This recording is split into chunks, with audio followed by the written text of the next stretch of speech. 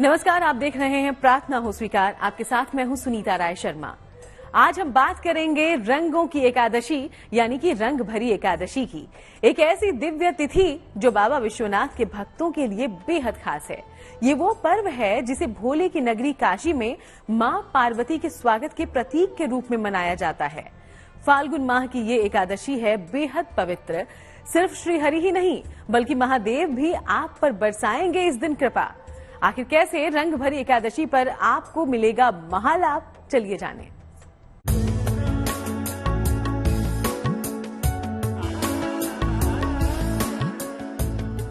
रंग भरी एकादशी यानी रंगों की एकादशी, ऐसी तिथि जो बाबा विश्वनाथ के भक्तों के लिए है बेहद विशेष।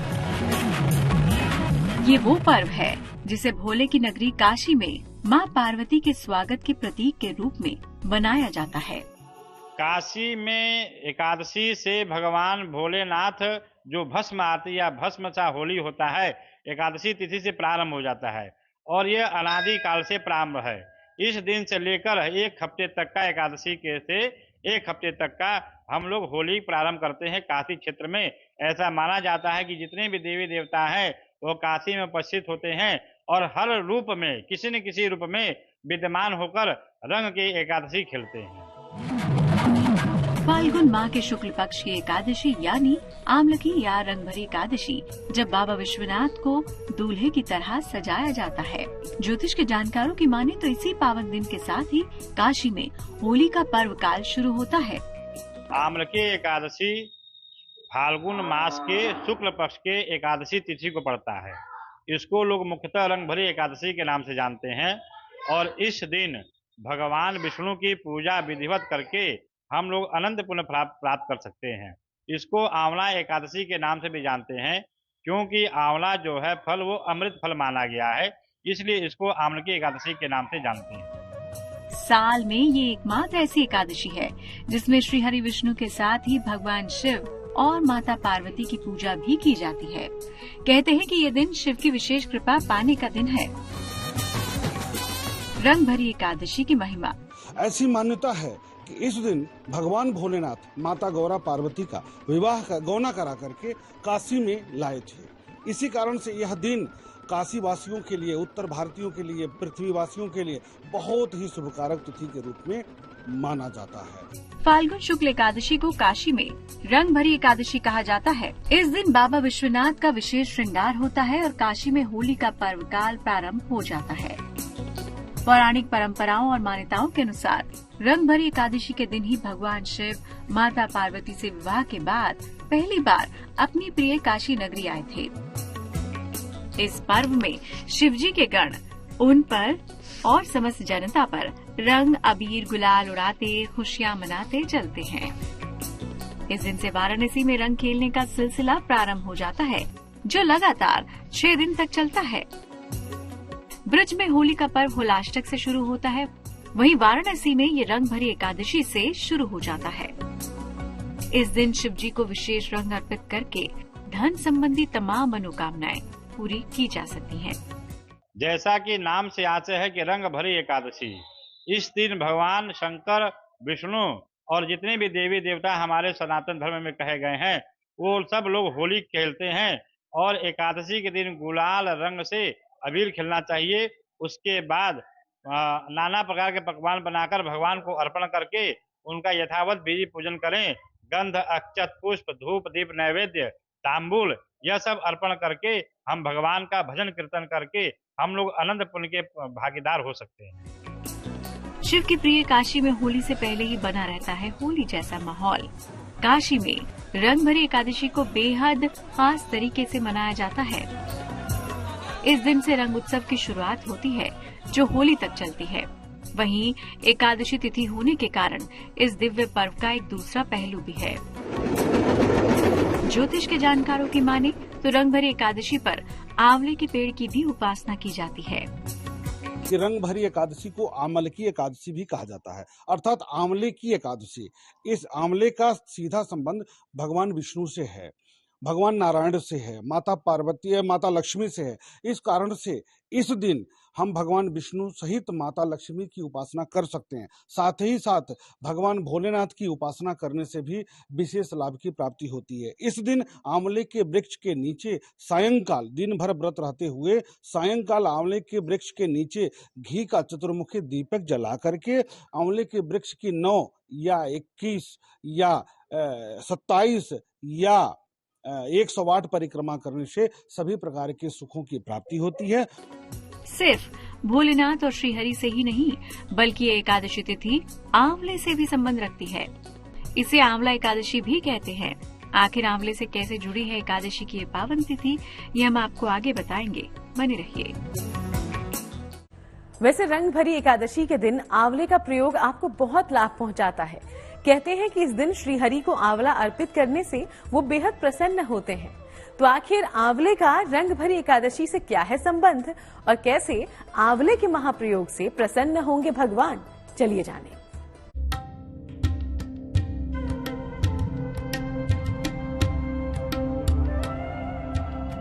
अमृत फल आंवले का पूजन,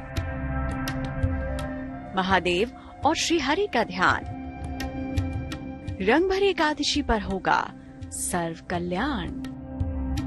रंग भरी एकादशी पर आंवले के पेड़ की भी उपासना की जाती है, इसीलिए इस एकादशी को आंवल की एकादशी भी कहा जाता है।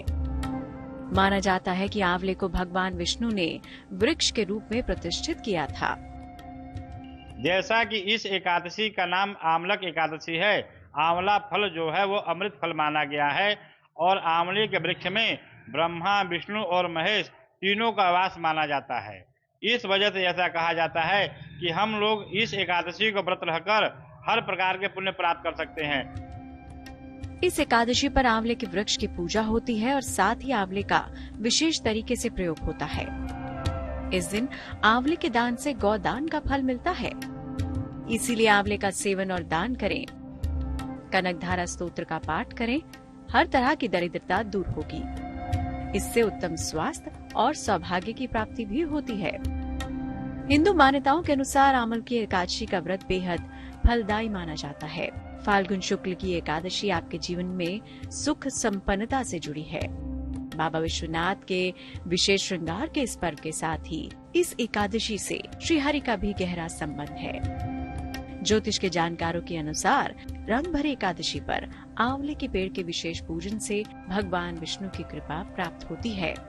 आंवले के वृक्ष को वृक्ष अमृत फल कहा गया है और इसमें ब्रह्मा, विष्णु, महेश और 33 कोटि देवी देवताओं का वास माना गया है।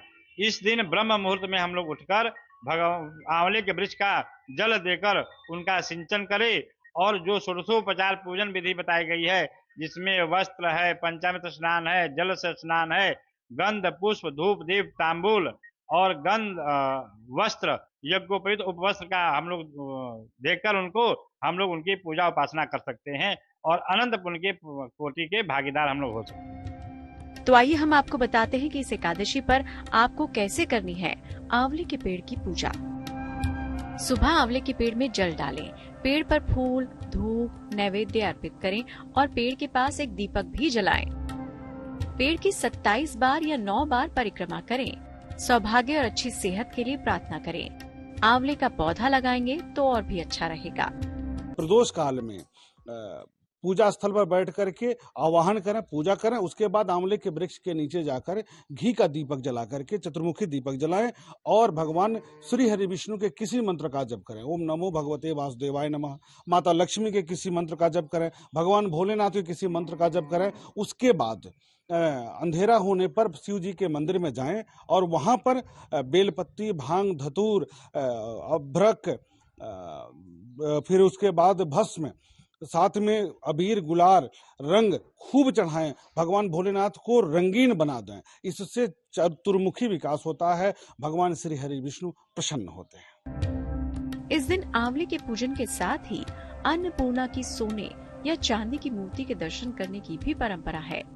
मान्यता है कि रंगभरी एकादशी के दिन भगवान विष्णु का ध्यान कर व्रत का संकल्प करने और श्रीहरि को आंवले का फल प्रसाद के रूप में चढ़ाने से हर मनोकामना पूरी होती है। रंग भरी एकादशी से जुड़े महा उपाय अब हम आपको बताने जा रहे हैं। रंग भरी एकादशी को धन लाभ की एकादशी भी कहते हैं और कहा जाता है कि इस दिन सरल उपाय से धन संबंधी समस्याएं दूर हो जाती हैं और मिलता है अपार धन का वरदान। सिर्फ धन ही नहीं बल्कि आपके जीवन में विवाह या सेहत संबंधी बाधाएं हो तो वो भी इस दिन दूर की जा सकती हैं।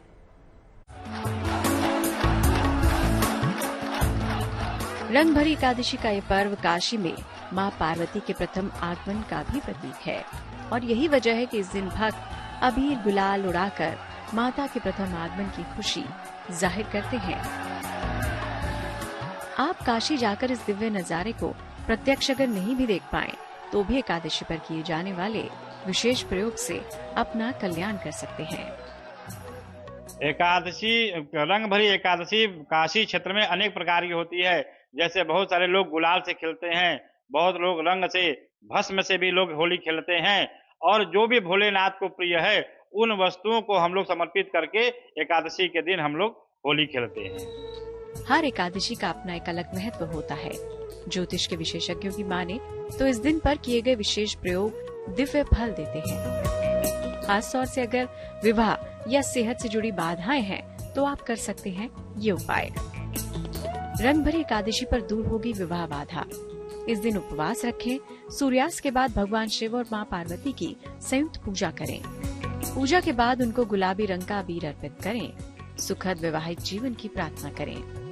लेकिन रंग भरी एकादशी का महाउपाय यही है कि इस दिन भगवान विष्णु, माता लक्ष्मी की पूजा करने के बाद भगवान शिव के मंदिर में जाकर के अनुष्ठान करें, पूजन करें और भगवान भोलेनाथ का खूब श्रृंगार करें, माता पार्वती का श्रृंगार करें और रात में जागरण करते हुए मध्य निशा काल में किसी विशेष मंत्र का जप करें। इससे वह मंत्र सिद्ध हो जाएगा और आने वाले जीवन में उसका उपयोग आप सार्थक शुभ कार्यों के लिए कर सकते हैं। स्वास्थ्य बाधाओं को दूर करने का उपाय। रंग भरी एकादशी पर मध्य रात्रि में शिव जी की पूजा करें। शिव जी को जल और बेल पत्र समर्पित करें। लाल, पीला और सफेद रंग का अबीर भी शिव जी को अर्पित करें। इसके बाद ओम हौम जूम सह की 11 माला का जाप करें। रंग भरी एकादशी की इस पावन तिथि पर आपकी हर इच्छा पूरी हो, आपकी हर समस्या खत्म हो सकती है। तो आप भी रंग भरी एकादशी के महाप्रयोगों का लाभ उठाएं। अगर व्रत भी नहीं कर पाए तो बस श्रद्धा सच्ची रखिए। Bureau report, good news today.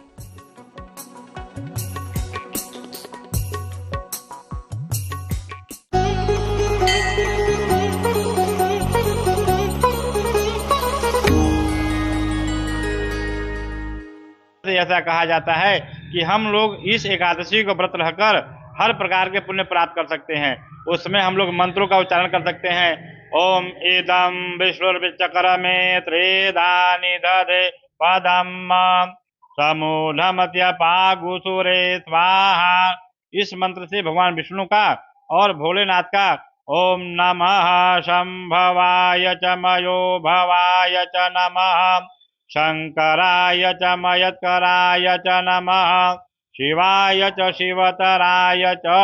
इस मंत्र से भोलेनाथ का और ब्रह्मा जी का ओम ब्रह्म जतन्यानम प्रथमं पुरस्ताद् विधिमता तुरुचो वेन आवह सबुद्न्या उपमा अत्यविष्टा सतः च योनिम सतः च विवाह। ब्रह्मा, विष्णु, महेश तीनों देवताओं को प्रसन्न करने के लिए हम इस एकादशी को पूजन अर्चन कर सकते हैं। तो चलिए, प्रार्थना हो स्वीकार में आज के लिए फिलहाल इतना ही। फिर होगी आपसे मुलाकात, चलेंगे किसी और खास यात्रा पर। तब तक देश दुनिया की बाकी तमाम अच्छी खबरों के लिए आप देखते रहिए GNT।